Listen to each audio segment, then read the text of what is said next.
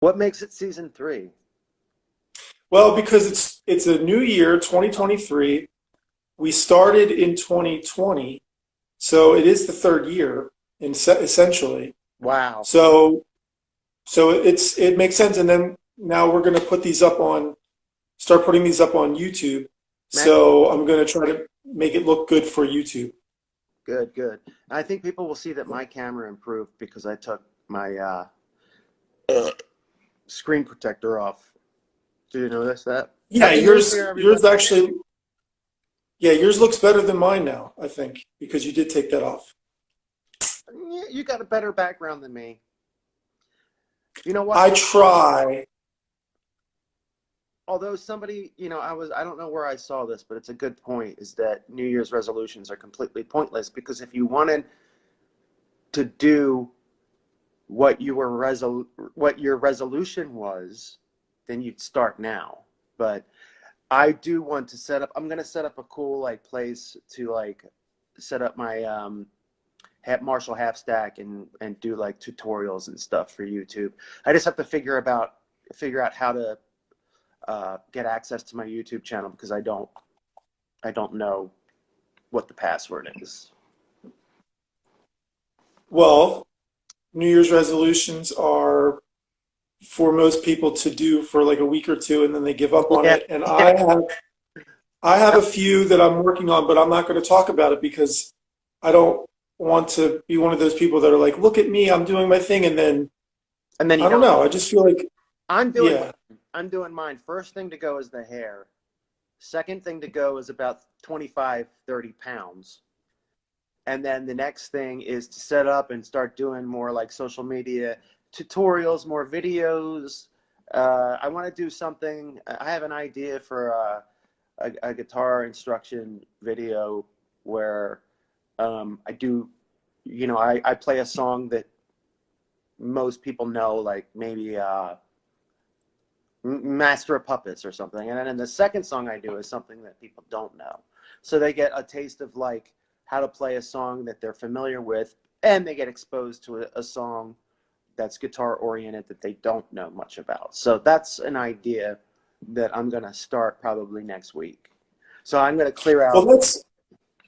that's awesome. And I saw that you set up your demos. You have your Yeah, crate amp, and you have your tape cassette yeah. demo maker. That's really cool. I use that thing for volume 1. That's the Tam, what is it called? Tam track? Tascam Porta. Tascam, yeah. That's the one that used to Yeah. be in the basement. That has like Lost in a Contraption demos on it. I mean, it's it's what I use. It'd be bad luck to use anything else at this point. So Yeah. not upgrading because if a demo sounds good, then you're not going to be impressed when you do it well, when you do the song professionally. So, um, yeah, so that'll be interesting. I think that's great because also here in Finland, it's been very dark, and Yeah, I've been doing the same thing. Like I have a rehearsal room that I share with Thomas, and it's all mic'd up and ready to record. So I'm going to start going there and working on demos, and also working with Thomas and doing some stuff and sending it to you to listen yeah. to I just to see can't what you wait. think. Oh, I can't wait to just get out there. I want to go to Finland. I want to go and rehearse with you guys and bring the band over there and then start our tour from there. But it would also be Well, that's what I was thinking we should do because it would make sense if you could come out here, we could stay here for like, a few days, rehearse, and then do like a few shows in Finland and then take it into Europe somewhere yeah, because that would make the most sense and it would be perfect because we're here, you guys have places to stay, it's not a big deal, blah blah blah. The rehearsal room's free, and it would be really cool to do that. So yeah. we have to work on doing it. We will. We will. It's just that everybody's ethic shuts down on like December 22nd and doesn't start up till July or not July, January 5th. Yeah, except ours, because I've been talking to Kenneth, I've been talking to Thomas, I've been talking to you, and we're all like doing things. So it's not like Yeah. It's just the industry people they're like, email, we're going to be out until January 7th. Email Yeah. us back. It's like, yeah, well, I'm busy. That immediate, that like automatic email response. Yeah, I know. It's just, but you can't blame them because they do this shit every day and it's not their bands. So it's kind of, I kind of totally respect that. I don't like to stop working any day, but it's not, it's our band. So of course we want to be on it all the time, but other people are like, fuck this. I'm signing out. I'm punching out for a couple weeks. So Yeah, this is the time for us to work even harder than ever, because then when the people come back to work, they'll have something to work for us to do. But right. also, I was going to say that you guys, there was this, was it Metal Hammer, or one of those magazines was talking about the album, like top 25 metal albums or something. Recently, I saw something. Oh no, Metal Injection is an That's what it was. Metal Injection is an online rock and metal site, and they did a poll, and Synergy came in fourth, top 5 rock metal albums of 2022, which was a shock. Um, because I didn't expect that. I know that it's a good record because I've been spending so much time working and listening to it. I know what it is. Um, but no, I mean, it's really cool that other people see it that way too. Because a lot Well, of our a another lot of our thing. careers, but a lot of our careers been putting out stuff that people are just like, huh, or they don't hear it or whatever. But it's cool that happened. But I just wanted to bring this up to anybody that's watching this now or might be watching this later. Another way to promote the Synergy Restored album is, I've noticed that if anybody's making like social media content and they're putting things out and they want to use a song underneath of that, what I realized was that song Adios Amigo, the very beginning of the song, if you make like any kind of like social media clip where you want like a hype type of music in the background, if you use the first like 15 to 30 seconds of Adios Amigo, it's a really, really impactful song. Like it really works. So I would suggest that that could be something that everybody, if they want to help, share the album or help promote the album, start making posts and using that song specifically, I think is a great idea. yeah, I mean, you can use any song, any Yeah. song from the album. It's weird because that song gets the most like, holy shit. And, we were trying to think like, what should the singles be? And everybody was like, well, what isn't a single? So we just said, well, let's put the album in order. First 2 songs, and then that was it. And then Conditioned was going to be last, and everything else is just kind of mixed in there randomly. There was no album structure as far as the songs. It was just, we knew what the first 2 songs had to be and what the last song had to be. And it's funny when people say, well, I like the mixes on the last half of the album. Well, that doesn't make sense. But I mean, it's funny because I just think that that's people that listen to the album and they're like, okay, this is a lot. And then they get used to it by the end of the album. Maybe that's what they mean. But other than that, yeah, I mean, like, use any song, you know. It's cool because I was checking out streams and stuff like that, and like even streams of Campaign have doubled since October. So that's like, whoa, that's a real whoa thing because it always did good streaming, but it doubled. So it's cool to have these 2 albums out, and yeah, I mean, it's just, I'll just play the waiting game, I think. Well, it sucks because there's things that you and I know that we can't really talk about, but I know that there's going to be shows soon that we can announce, but we have to wait. We Yeah, have to that's the wait way. until this industry comes back, which really is lame in Yeah. so many ways, but at the same time, it's like a week. So it's not much more waiting, but let's see. And to be honest, we're the kinds of people that like if we have to wait too long, we'll take to our own ideas and do our own thing anyway. It doesn't matter. But Mag brought up a Yeah. Mag actually is like a mind reader because he said, Adios Amigo would have been the perfect song to end the album on, and that's true. And there sometimes I listen to Synergy all the time because I love it so much. And I'm like, if I'm on a long drive, like there's been more than one occasion where I'm like, maybe we should have kept Conditioned or Unconditional off the album or made it a bonus track on the vinyl or something. But Adios Amigo, and then have a song after that. I thought of that. I said maybe we should have reversed the two, or maybe made the song or the album just 10 songs. But you know, Conditioned means a lot to me because I wrote it so long ago, and I've been dying to just get it out because I liked it so much, and I still do. So I mean, that goes back. There's a demo of that song with me and Jess. That's how old that song is, Conditioned or Unconditional. Not the final thing, but the riffs and the song structure and all. But I remember we had trouble with the time change. Because anytime like a song goes off like dit, dit, dit, dit, dit, dit, and Jess would put drums to all of our demos and, back in the day on that Tascam 4 track. And if the songs didn't go dit, dit, dit, dit, it became difficult for him. So that song was difficult because it would go dit, dit, dit, dit, dit, dit, dit, dit, dit, and would change, rhythm. Okay. And that's not easy for people to grasp right away, especially drummers that don't know how to do that stuff. But it is about changing key. And when you're playing to a click track, before there were click tracks, before people wanted to play the click tracks, you're playing on 2-inch tape, you would naturally slow it down and do it, and we would have naturally done that. But some people just can't grasp the idea of time change.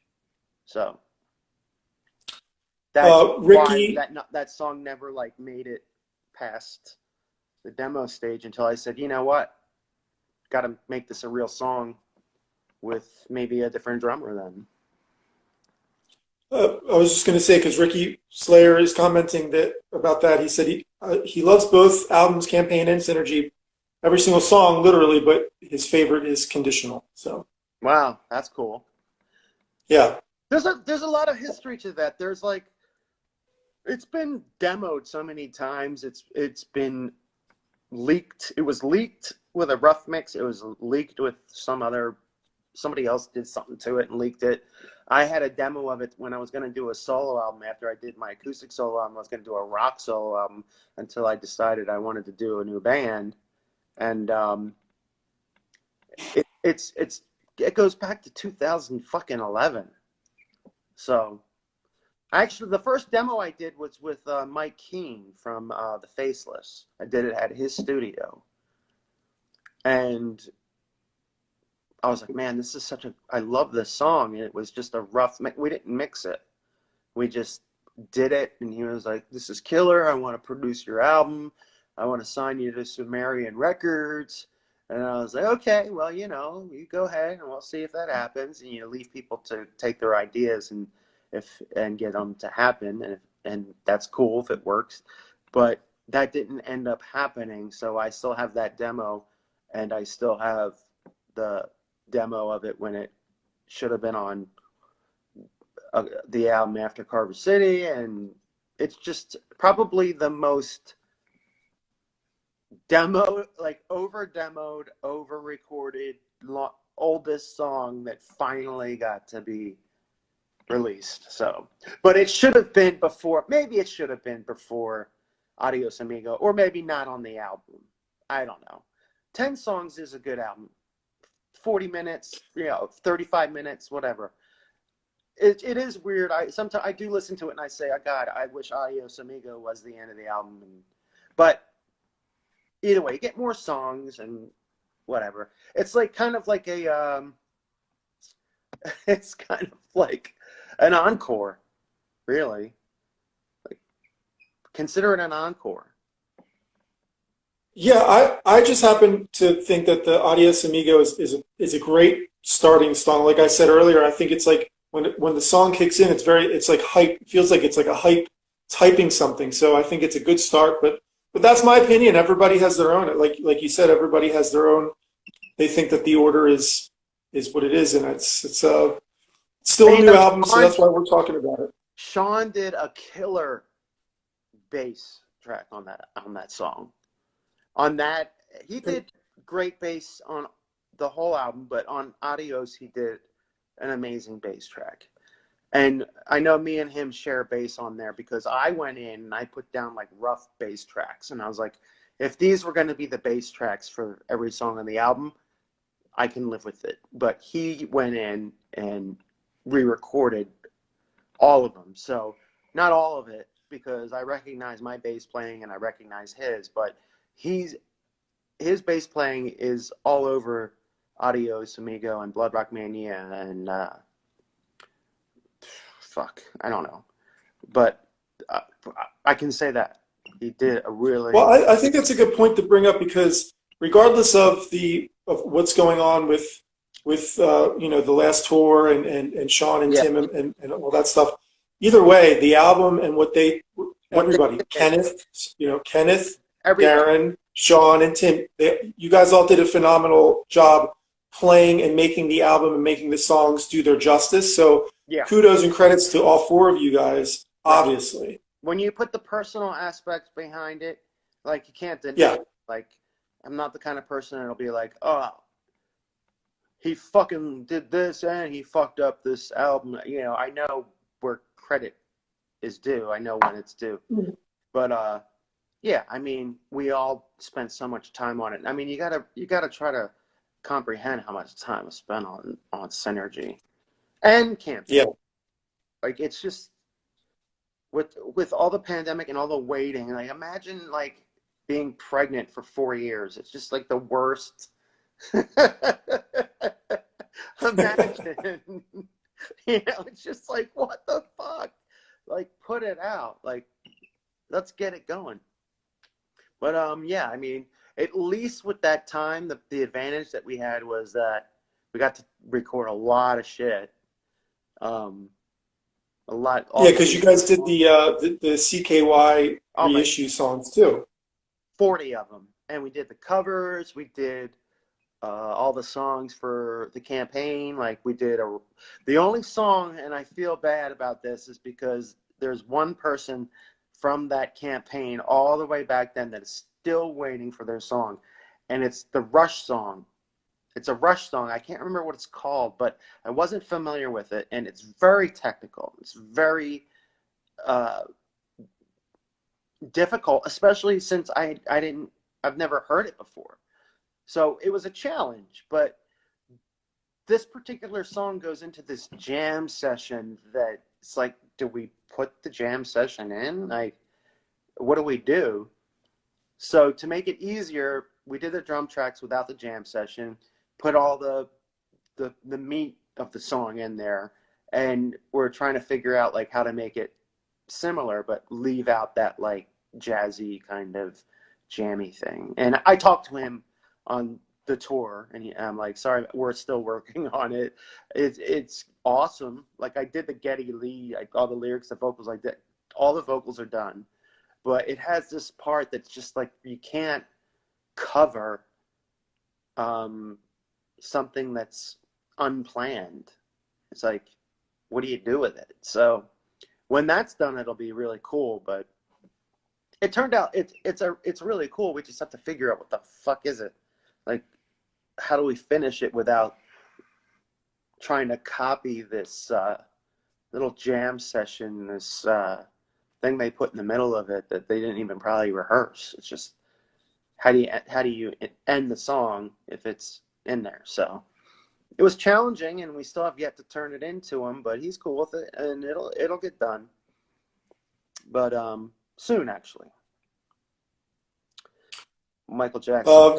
Visual saying, as much as I love old CKY songs, need a full set, 96-bit or being set, please. Too many good songs. Well, I mean, I think, touring now with the new album released, obviously we're going to be playing more songs from the Synergy live. So that'll be cool. And, the last tour, like, how many shows did we do? Like 27? 28, I think. 28. And like we wanted, like the whole point of it was like I said let's go out and do 2 hours a night because I hate days off, but then you need like days off to travel and stuff like that. And then like Yeah. I got COVID and I was like, okay, maybe I should have taken, you know, I wished I had a day off on my worst day on that tour with COVID. But you know what? The challenge is it's not fun. Touring isn't fun for me. This is my opinion. I can't have fun on tour if there isn't a show every night. Now, if we need to travel or whatever, I understand that. But to me, if I could have my way, I'd be like 30 days, 30 shows. Like that's just the way it goes. And 2 hours a night. And I say this and I get ahead of myself and then I realize maybe it's not physically possible to do 30 days and 30 or 30 shows in 30 days, 2 hours a night. But there were times when we did do 2 hours because we were allowed to, or one of us didn't say, okay, I've had enough. Most of the shows ran, I think, definitely an hour and 20, an hour and 30. Wouldn't you say? Yeah, I mean, we played, I mean, we had a set of 30 songs, and we Yeah. would just play 30 most of them every night. I think we had 30 Yeah, to choose from, but we at least did 20 a night. Maybe right. maybe sometimes, because a lot of times the clubs would be like, okay, you got to end at this time, and it's just like fuck. And then the openers get their time, and there's sometimes there's a lag or something. But if it were up to me, it'd be like, okay, you're out on tour for a month, let's do 30 shows. But that doesn't always work that way, and 2 hours a night. But Well, my point I is, agree with you. I agree with you because when you do a tour, or when I do a tour with you, or any day off, it feels like, well, then we might as well just go home then. yeah, yeah, I know. Like, why are No, we having off? Like, why are we out here on the road if we have off on a day? What are we supposed to do? So the only thing I can think of is if a tour manager, like if we get another tour and maybe Glenn or somebody or Matt or whoever's going to be there, plan something for us to do so that way when we have a day off, we don't feel like we have a day off. yeah, because it's like either play a show or do something that's equivalent to the fun of playing Yeah. a show, like going somewhere that's like playing music, like you know, Or like going to like a record shop and doing like a signing, doing or I mean, I don't know, that's cheesy or whatever, but something like on those something lines, fun. like something productive. Right, productive. Because a lot of times we're on the road and we have a day off, and it's like, okay, let's park at Walmart and just. Yeah. And it's like what I always feel like, and this is so over dramatic, and I know that, but it's kind of like the feeling. I'm an anxious person. No, nobody doesn't know that. I'm an anxious person, and when we're on tour and we're not playing a show, and it's as soon as it hits like 8 o'clock at night, and we're on a day off, it's almost like, okay, my child has been kidnapped and I'm not doing anything about it. That's the feeling. It's like, I feel like maybe we should go somewhere and try to play. Or do something about it. Like a day off to me is like something that you need to do something about it. Like an acoustic, maybe like an acoustic set somewhere in like like a little thing or something would be cool. It's a helpless feeling. Yeah, it's like it's kind of like, okay, well, somebody's playing tonight near here. Why don't we just go there? But the logistics of touring, it's like not fucking a bed of roses. It's difficult. Um, Yeah, but Monday night, it might not be the best time to be touring, but there's always something to do on a Monday night somewhere. yeah, there should be. It's a love-hate relationship. I have a love-hate Bingo. relationship with touring. We can go to a bingo hall. Yeah, that would be fun.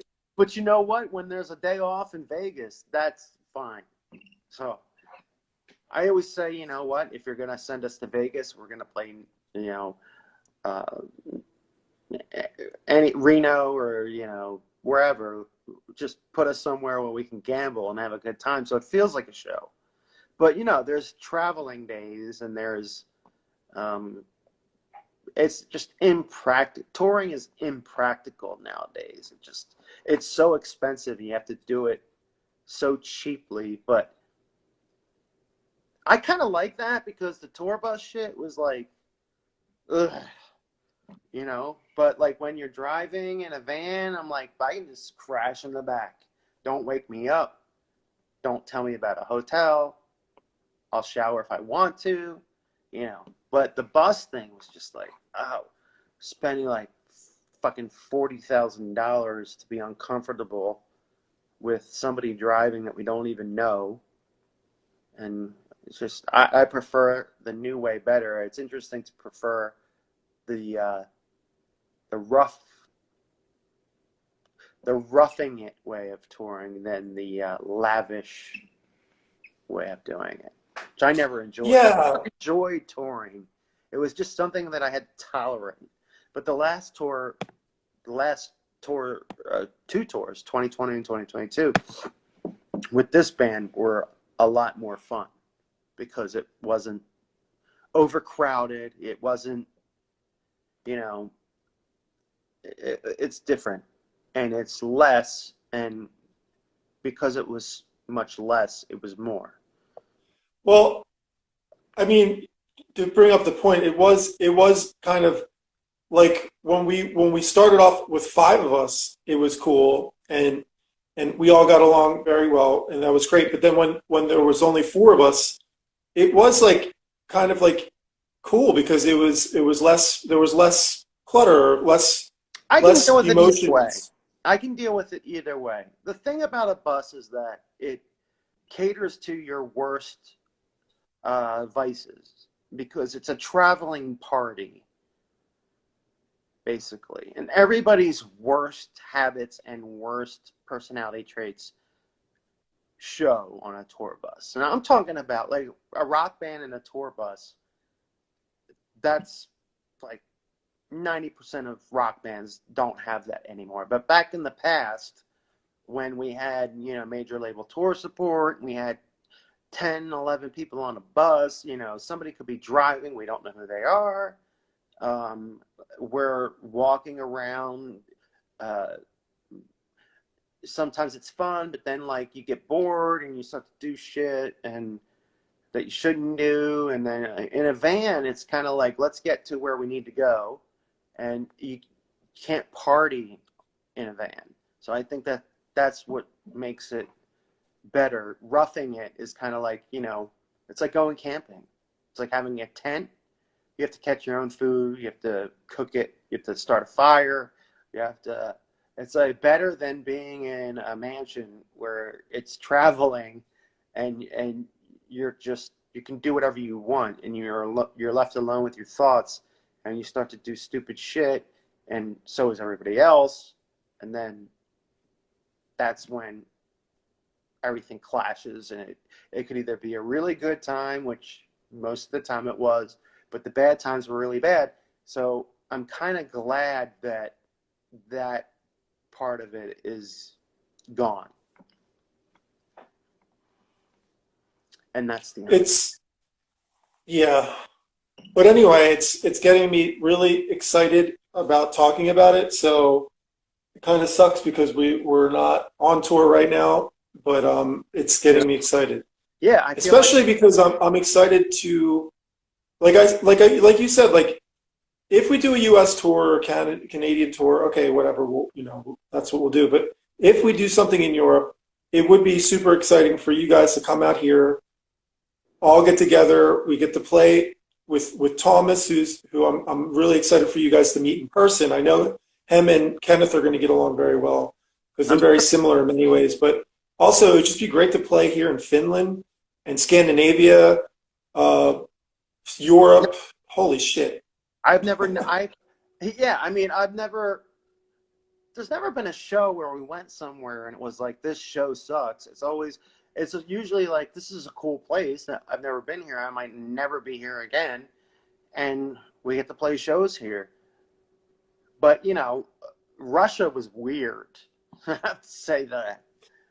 that was really weird, but it was an experience that we can laugh about now. But at the time, it was like, holy shit. And I remember sleeping. I think we were there for 5 days. We were in Russia for five We were in St. Petersburg for a good part of it. We were in Moscow for like a day or two, and then it was mostly St. Peter's with all the dogs, with all the stray dogs. I was feeding the dogs. It was like there was all the dogs, and the subways were like 2 miles down. Remember? It was just crazy, and it wasn't scary. It was just weird that they had no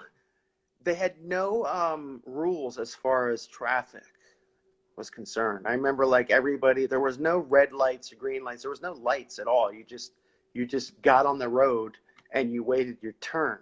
I remember that. It was so fucking weird.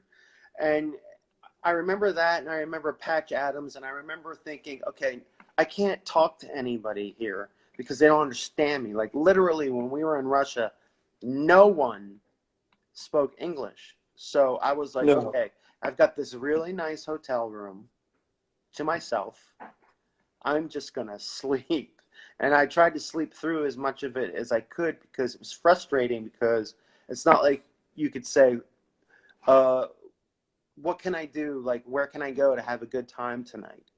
Because you can't talk to anybody. There was nobody there to tell you. There was a translator or anything. And there wasn't anything to do anyway. They'd be like, you're fucked if they did speak English. So I was like, I got to stay in my fucking room because I have to be unconscious for the rest of this trip because it's scary. But the shows were fine. I mean, they were typical rock shows. Well, we talked about, if anybody wants to go back to some of the older Smundays, we've talked about the specifics, but Tony is here. I think he's sort of new. It's good to see you. He says, please come and play in Finland. Tony, where? Tell me, because I'm here in Finland. Where should we play in Finland? I would like to hear where you're from in Finland, because actually, it's weird. Finland's a very small country, sort of. It's not that small, but population-wise, it's small. But there's actually like so many places to play. I was actually I was talking to these Japanese girls who came to see 69 Eyes. They played a show in my town on Friday night. And they also came to see me because I gave them Bugs and Snakes CDs, and they know Mikurin, who is one of the major Japanese. That's the tour, right? That's the tour. Yeah. And so I was talking to them, and they were telling me that the one girl flew from Japan to see 69 Eyes, to see Rock Criminals, to see all these bands. They said that they love the scene in Finland because it's so, like, after every show you can meet anybody in the band. There's no restrictions. There's no gates. The people are all respectful. It's right. Clean. Like, so people come from all around the world just to go to see gigs in Finland. Because it's kind of like it was in the 90s in the U.S. And our shows are like that anyway. Every one of our shows is like that anyway. We go out and anyway. But look at, all right, these are interesting things right here. Okay. Does any Yo Gabba Gabba footage exist? No. I wish. Just pictures. I don't know if we have any videos. I think Chad might have filmed it. I think he did. Actually, yes, it does exist, but I think Chad has it. He did film it. 92. I would love to see that if there was any. I don't know if anybody had it. That was fucking hilarious because the stage moved and I almost fell because I didn't expect it to move, and we were playing Disengage the Simulator, and it was like, I just remember all these lights and this arena, and I just remember like dads holding their kids like this and they're listening to Disengage the Simulator. That was a very unique concept to mix a children's show with music where you don't put any limits on the art. Like you say, well, what kind of music is it? Oh, no, you can't do that. No. And that was DJ, God, the guy that ran that show was DJ, I can't remember his name, but he was the host, and he had this helmet on, and then he had all these, like, he was the human of the show. Everybody else was, like, dressed in a costume. DJ Ashbury, I can't remember his name, but he was the one that had ultimately a lot of control over the show. And it's funny enough because he worked at a record store in LA, and I used to go there, and he used to ring me up. And then he became the host of that show. So that's kind of like how that whole thing worked out. It was weird. But he was like, you know what? We do a children's show, but like we don't say, it was very way ahead of its time. We don't say, oh, because this music is this kind of thing, we're not going to allow it on. Like they had all kinds of music on. They had, God, I can't remember, but I think Marilyn Manson was even a part of it at one point. But like for us to get that one show and play in front of this arena and have like, and nobody was like, oh my God, I never. Like nobody was like that, you know. It was No, like, they were all waving. The little kids were waving. The moms were waving. waving. It It was good. It's all kids like this, and like parents were like rocking out. Nobody really knew who we were. It was just like, it just reminded me of like an old, early or late '70s variety show or something. It was like it was like Sonny and Cher, where you just had a special guest and they did their thing, and then they brought on somebody else. It had variety. That's why they called it variety show. There's no such thing anymore. But that show was way ahead of its time. But then there's something else. I want you to read this, Maddie, that Rick Slayer 152 just wrote. Read it. Okay. Rick Slayer 152. I'm sure there's so many people. Okay. Let me say something from the heart. I've never supported a band. 96 Better Beings and Maddie really helped me out mentally. So I'll support you guys till I die. I'm not just a fan, but I'm also a very loyal person. And I know, Ricky, you rock. And I really appreciate those kind words. Thank you very much. I've never, ever read or heard anything like that in my life. Never. I had never read or heard anything that Rick just said, anything close to it in my life. It's very sincere. You can tell there's nothing behind that. It's just very sincere. Yeah, no one's very nice. He's not asking for anything. Like there's been comments close to this where people are like, I don't like any bands. I'm not a fan of anyone. Do you think that you could maybe send me this or something? Like that is a completely selfless statement, and it's very surreal and touching. So I just wanted to make light of that because, and thank you. I didn't even see that because there's so many people writing, but nobody thinks like that. It's never had it happen in 35 years. Never. I just want to go through some more comments because Queen Phoenix, you know her from making the poster for you. She was just here in Finland, I think, seeing Lordy, and she's Nikki Flynn. Yeah, she's saying DJ Olympia, Tavastia. These are places in Finland that they would want us to play. She asked Maddie, do you know Heavy Source? Yeah, so in Finland there's a thing similar to Yo Gabba Gabba called Heavy Source, and it's just these dinosaurs that play music. But I don't think they have guest bands. If they did, that would be cool. Tavastia, again, the guy who commented said, Tavastia, Ricky Slayer said, thanks, guys. Ricky, come on, man. That was beautiful what you said. I'm going to take that to, I'm going to fall asleep to that post. That's the first.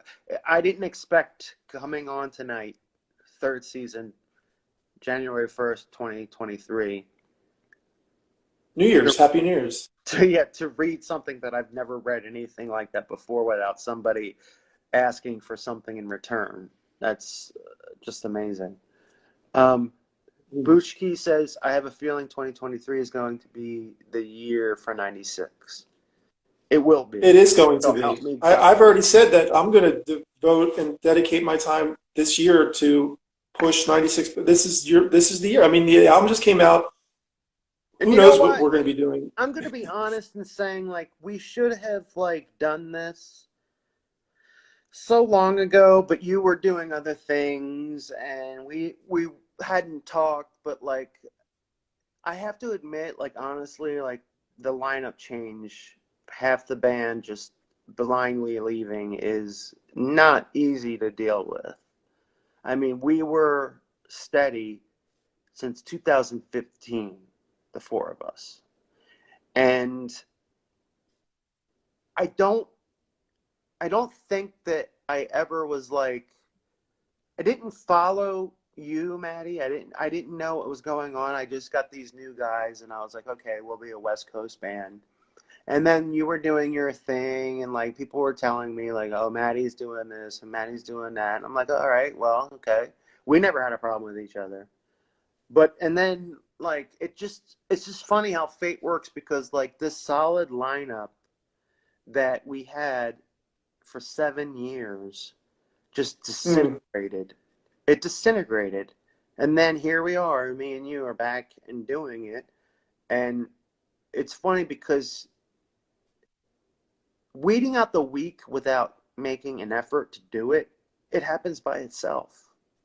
It just, they go. Well, it's in a way, Smunday is a big part of why I'm in the band now. I have to say, I mean, just because we might have been we were talking anyway, but because now basically we talk every week, at least once a week, not Yeah. just, talking personally, but I think Smunday is a big reason. And I think that it's very important to everyone that's watching that, if you're in a band, you can't just be if you want to be in a real rock and roll band, you can't just be like, I'm in a rock and roll band and then like, go to work and like do it on the weekends. Like you have to be like 100% fully dedicated. And when Darren was like, hey, the drummer can't make it on tour, I was like, I'm ready. I'll do it. I'll do it. And he was like, okay. And I fucking did it. And because of that, everything else happens for, like you said, fate. Things happen for a reason. And I'm so glad that I was able to do that. And I'm so glad that I'm here now and that we have so much to look forward to in 2023. Yeah. I don't think it's just our age, but I also think it's an East Coast work ethic. Yeah. How many, God, there's probably like 50 billion rock bands that started up on the West Coast and said, we're going to play Los Angeles clubs and we're going to make it and then we're going to make tons of money and we're going to go out there and do it. I think that those guys were like, okay, like, let's stick around and see, like, I know that they loved doing it, but like when push came to shove and the opportunity was in front of them, they panicked because they were like, oh my God, we're faced with the possibility that this is going to happen. And they couldn't handle it. It's kind of like fear of success. Fear of success. Like, let's see like how much we don't have to invest our time in or money and see how far it goes. And when we become super rock stars like we thought we would with 90s mentality, doesn't work like that anymore. It's like, let's bail. And there's a way to bail with dignity. It's kind of like if you're working a regular job that you hate, you give your 2 weeks notice. If you're working in a job like being in a band, give 2 months notice at least. Like, please. It's West Coast mentality. It's very hard for me to be the only one on the West Coast out of all of our friend groups. Everybody. I'm the only one still on the West Coast. When I'm meeting up and setting up with new people, it's like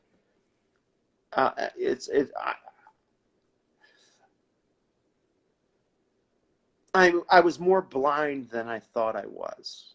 I was trusting a certain culture in America that can't be trusted.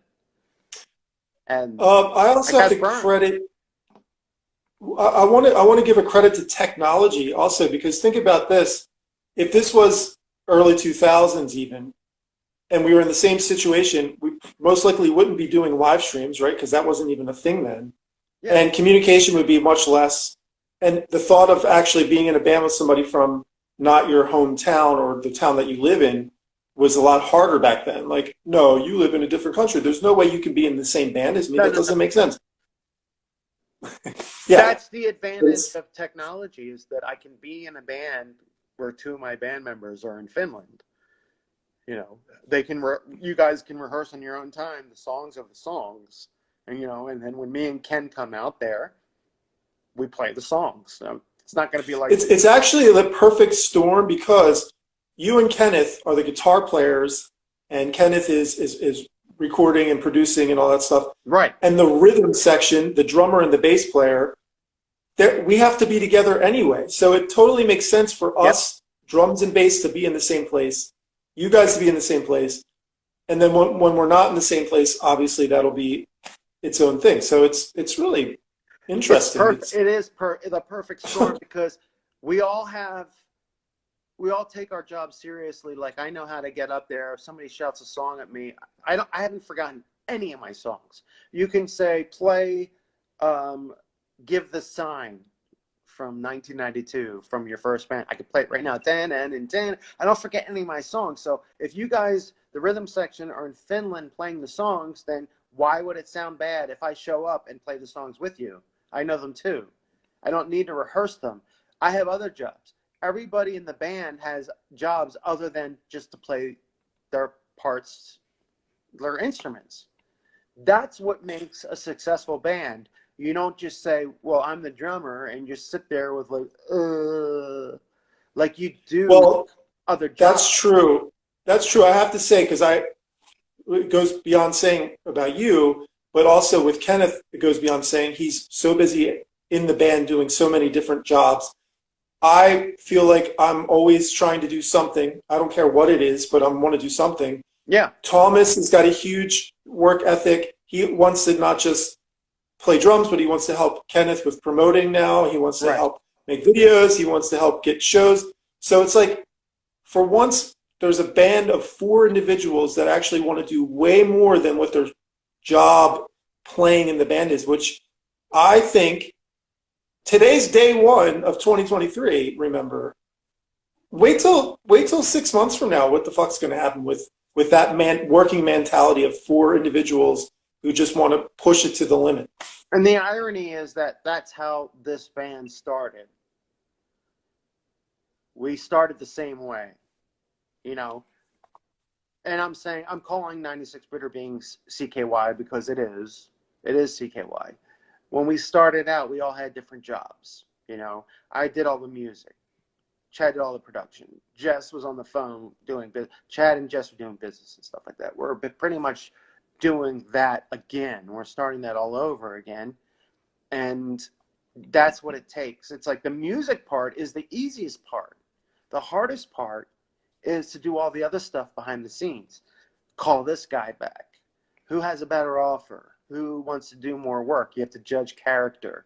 This guy called up. He says he's from this agency. This record company called up. They're willing to do a lot for no money.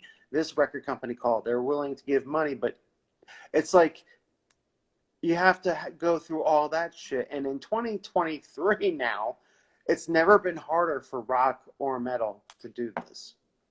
And the proof is, where are the bands? Where are the new bands? There are no new bands. Not that I know. Well, it's funny because speaking of touring, some of the agencies that we're looking at right now, I'm not going to say names or whatever, but I've been going through their roster, and it's like the only bands that are familiar are the bands that are like the guys that are in their 50s. Yeah. All these other bands, I'm like, okay, let me just click on Ice Cream Babies or whatever the fuck they're called, right? And then I go on their thing, and it's like they have like small social media presence.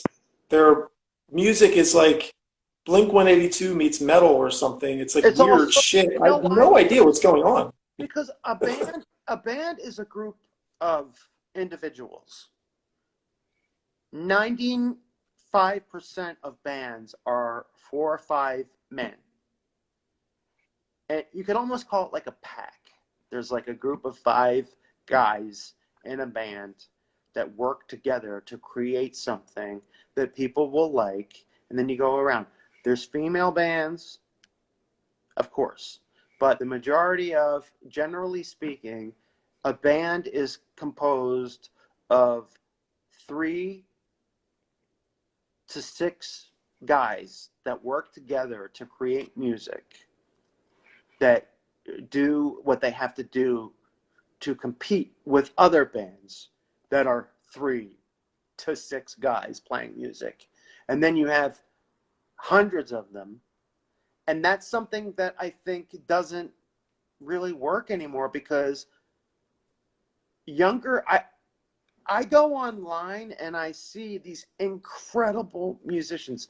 In fact, if you go on my Instagram story, I posted this amazing, you can go right now. If you go on my story, there's this girl playing this amazing guitar, and she's singing. And it's like, and then I'm like, okay, I want to see more of this. And every time I go on a video, it's either a kid from literally from 2 years old to 20 years old, and they're either playing by themselves or they're playing with their siblings. But there's no bands. Like there's no, none of like this kid goes to find that guy and these 2 guys go to find that guy.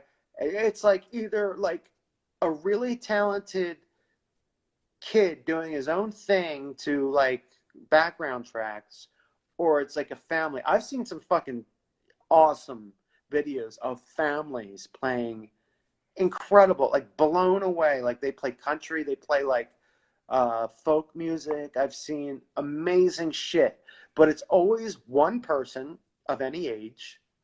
And if it's not one person of any age or sex, it's a video of siblings. No one's doing bands. It's all solo artists that are professional. But these videos that are like catching on and people are like, whoa, whoa, whoa. Nobody ever stops to think, well, maybe you should take this and instead of just exploiting it on TikTok or whatever, you should do something more with it. And they don't. And I think it's kind of like, okay, we're in bands. Like, is that so outdated to be in a band? Because everybody loves It bands. is. People still love bands though. They just don't. It's like Metallica can do no wrong. Like everybody loves Metallica. 8-year-olds love Metallica, but they have to realize that Metallica has the money to be Metallica, and they have the money to be the only band. And there's a lot of people that, you know, they're over 60. All these bands, they've already accrued millions and millions and millions and millions of dollars to still stay in the game, but there's no upcoming bands. Well, here's what I think. It's been bands, rock and metal bands are getting pushed through the shit for the past year after year after year.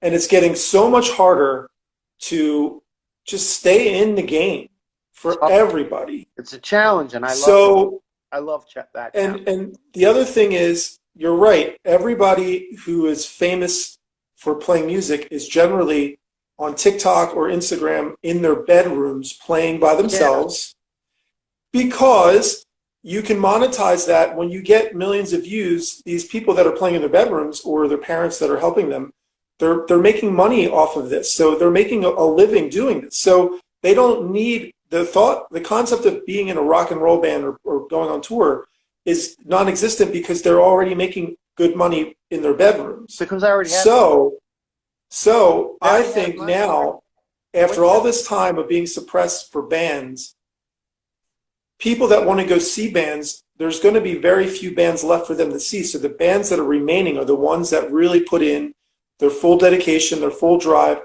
who kept going the whole time. So I believe that 2023 and 2024 are going to be amazing for bands. It's going to come back around, because today's generation, they get bored really quickly. They look for other things. A lot of young kids find it ironic and funny to look back in the past for things that used to be cool, that were always cool, and they end up following that. That's why, there's right now at this very moment, there's a 13-year-old kid buying a copy of Master of Puppets by Metallica. That's the thing. Like, they find it ironic at first, and then they realize there's a lot more there. That's the challenge. I, this is my thing. Like, this is what we do. So it's like, I'm not one to, I've succeeded and I've failed. And both times, each time I've succeeded and every time I failed, I said, well, it's on to the next one. The feeling doesn't change. And that's what's sad. That's what's sad about these kids coming up, is that they don't have that future unless they're either doing it by themselves on a social format. It's just, it doesn't work that way. So putting on a show, it's like, that's why I like did a song about vaudeville. It's like, this feels like vaudeville. Like, you have to challenge, you have to accept the challenge of, you either succumb to some kind of fate of being something of the past, or you make people that are young realize that the past idea, this past concept that is awesome, is part of the future. And that has to come around, because we're human beings. We don't have, there are no new good ideas. There's nothing new. There's no new idea to replace the idea of a band playing awesome songs, putting out awesome albums, going out and touring. Because if there was, then Metallica wouldn't be the only big band. It's just that somebody has to step up and say, this is a specific entertainment, a specific form of entertainment, music, whether it be country, rap, or like anything, pop. People like novelty songs. Like, all the songs I hear on TikTok sound like Weird Al Yankovic to me, but they're serious. Like, these people are serious, and they take them as serious song. They sound like Weird Al Yankovic to me. Even that like horrible Christmas song we had to listen to, like last Christmas I gave you my heart, and then you threw it away. That sounds like Weird Al Yankovic to me. It doesn't sound serious.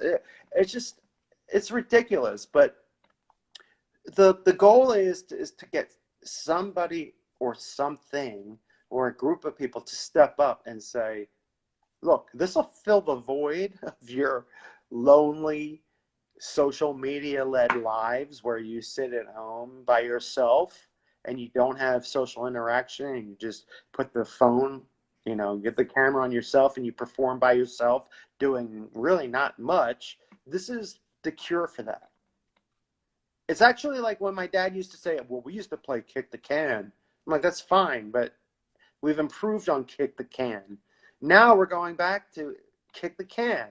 Like, social media is kick the can, where you sit by yourself and you don't interact with other people, and you do your thing to people you don't know, like we are right now. We don't know who's in here. And that's what it is. It's like social interaction. It's like, it doesn't need technology. Just, a band is not a form of technology. You get up there and you don't have to plug your amps in. You grab some guitars and play, and you write songs, people hear them. And if they can't get to the songs, that's the problem. They can't get to the music. And then you go out there and you spread the word. It's just a very bizarre time, but I enjoy it because I like the challenge.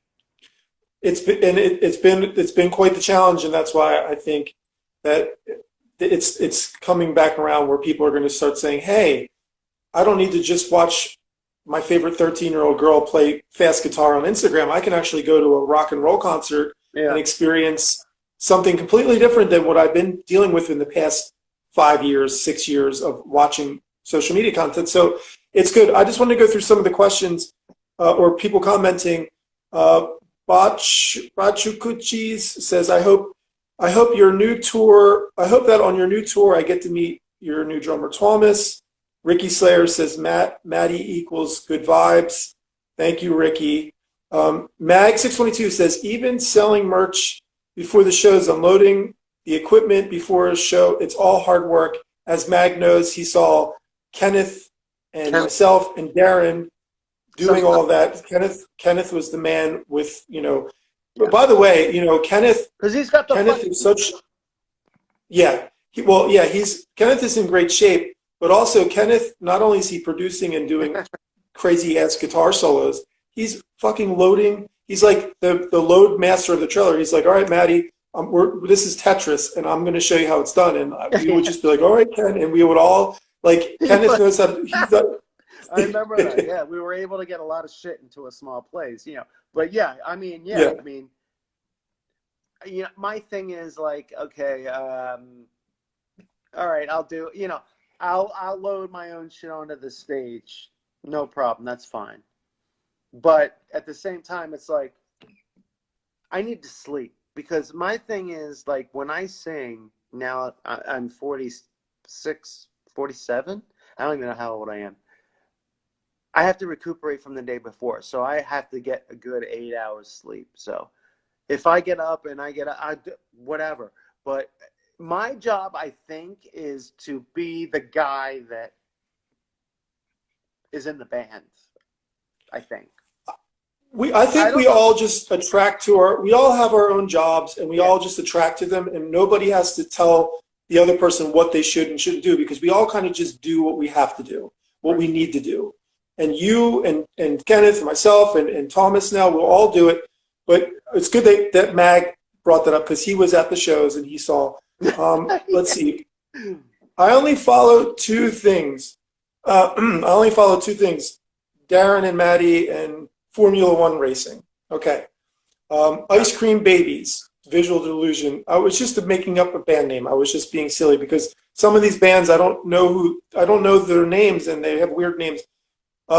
With the tour you will be playing, with this tour you will be playing, are you guys going to be the opener this time around?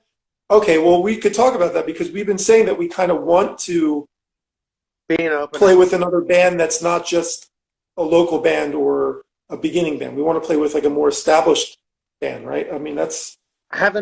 Me personally, I haven't opened for anybody since fucking Axl Rose. So I don't understand like all this, no festivals either. Even like when we were in CKY, like we never played festivals. It was weird. And except for what? Sonosphere. I'm going to be honest. Sonosphere, yeah, that Sonosphere video is like legendary. That's like a CKY on a festival. Holy shit. But even like back then, like, honestly, I don't even want to, it's weird. I don't want to, maybe I don't want to play the festival, but I want to be invited. It's kind of like a birthday party, like someone that you don't really care about, like has a birthday party and they don't invite you. And it's like, well, I'd like to be invited. I just won't go. I mean, it's just kind of like how it is. It's like, well, what has it been since the very beginning where this band doesn't get invited to do festivals? And then at the same time, you're just like, well, do you want to play a festival? Because they're not very practical. And, there's bands like Machine Head that I think they don't play festivals. There's bands that don't play festivals because they're not very practical. They have to be part of your touring schedule, and they have to be, they have to pay enough to put gas in your tank to the next show. But it's just weird. It's like, what about like there's always terrible bands playing festivals, and I'm like, okay, maybe that's it. They want terrible bands. But, I would like to be asked to play a festival so that I could say no. Now, you can pick that apart psychologically as much as you want. I don't know. What is it? But, I would, I would play. It would be nice to play a festival. Ashanti Fi says bands are coming back again, but times change and people don't do record deals or tours. It's all just making money on views on TikTok. Yeah, we kind of already touched boring. About that. It's a boring. Mag says if the record industry decides they want to push and invest in a rock band, I think that's the key to getting rock in front of people again. That's true. I mean, record labels could just turn it around if they wanted to. I guess they still have. Record labels still have power. People think they don't, but they're in the business to make money, and they do have power. They just They have have their power, own. don't like to take Yeah. risks. It's hard. It's more difficult to take risks, I think, nowadays. Everything from 20 years ago is big again. You've been around long enough where you're cool all over again. That's an interesting comment. Well, yeah, it's like Um, riding the nostalgia wave. Yeah, like, oh yeah, of course. Um, that's true. Like, publishing money has increased because it's hard for me to admit that maybe I'm part of a nostalgia. Maybe our music, our band, Maddie, is nostalgic. But where do I figure that out? Because I never stopped saying, okay, here comes the next new album. Here comes the next new album.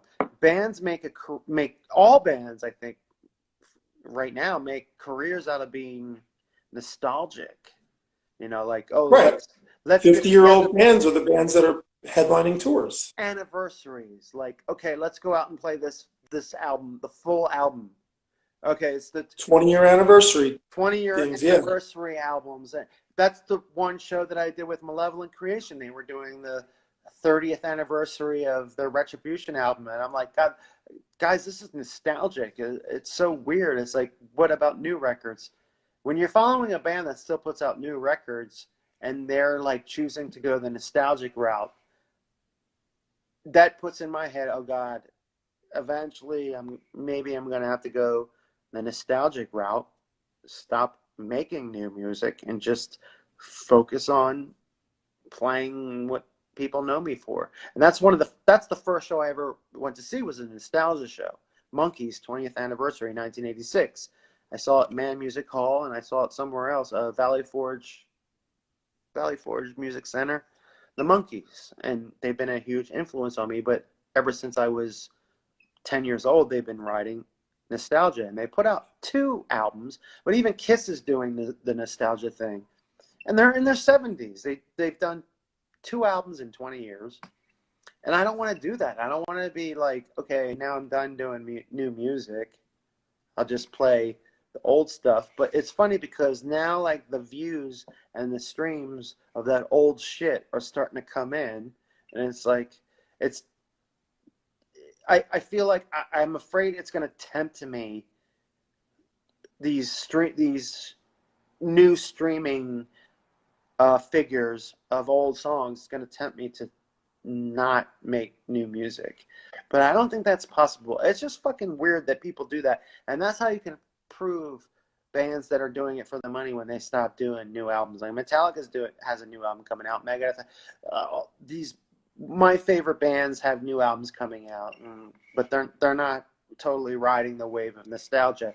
But a lot of bands that are hard up and desperate, they do the 20th anniversary of a record or 30th anniversary of a record. I don't want to do that. I don't want to go out on 30th Infiltrate, Destroy, Rebuild tour. Like that's like I feel like I'm improving. I've never been more proud of my new work. I'm more proud of what I'm doing now, what we're producing, recording now, all of us, than shit that we did when we were teenagers, when we shouldn't, looking back, we shouldn't have been given the right to have that be the peak of what we were doing, where everybody gave a shit. It's frustrating. Well, You know, we go with the flow. that's a Whatever, good whatever. that's a good point. That's a good sign that shows that you're doing something right. Because if you get older and you're only improving, then you're obviously doing something right, and that makes sense that you should want to do your stuff now. The new stuff should be the best stuff. Yeah. Because that's what I did. Whatever's new should be the best. I would kill myself if I was like, okay, if somebody came to me and said, Darren, we'll give you $1 million for you to play all your old songs, but the catch is can't write or release anything new, I'd kill myself. Yeah. I don't want the money. It's not about that. It's like I have this thing that exists within me where I have this compulsion to want to have people that I get along with that are talented, that get together, and we create music. We create it, we record it, it's out there. People get to make an opinion on it, They like it, hate it, don't hear it, which is what happens now. No, most people don't hear it. And then you move on to the next one. Okay, and here's the next one. We get together, we write a bunch of songs because we love to write songs. We go to the studio, another 10 songs, release them, next, next, next, next, next.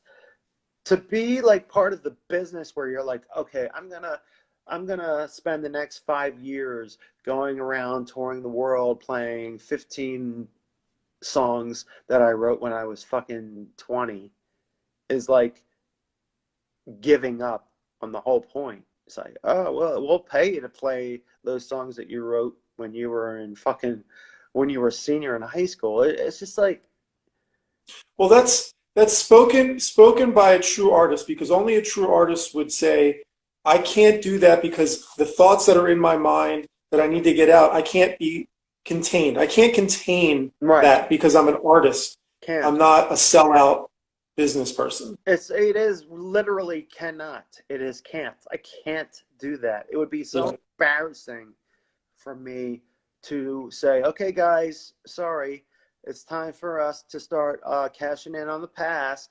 Let's come up with a 15-song set list of all the classics that we did in 1999 and 2002, and let's go out there and make our money and go home and not spend it and be miserable.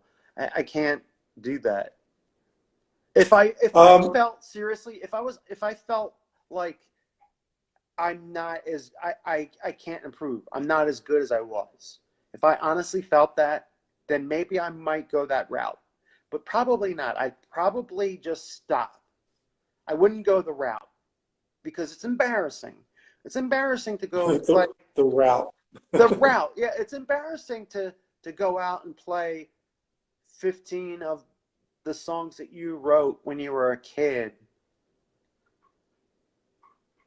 And it'd be embarrassing for me to get up on stage and be like, well, here's like uh, a song that I wrote when I was living in my ex-girlfriend's house and blah, blah, blah, blah. It's like, if you don't have anything new to offer, then what's the fucking point? I don't get that. But most people do that.